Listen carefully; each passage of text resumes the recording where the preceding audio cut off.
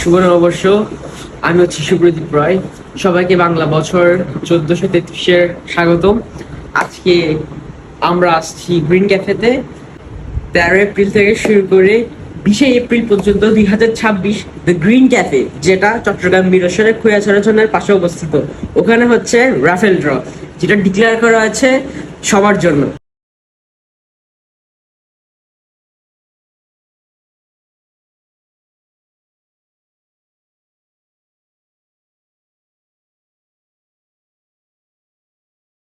শুধু তাই নয়, 14 এপ্রিল প্রত্যেকটা খাবারের সাথে বিশেষ আকর্ষণ করে লাস্টে থাকবে 10% ডিসকাউন্ট।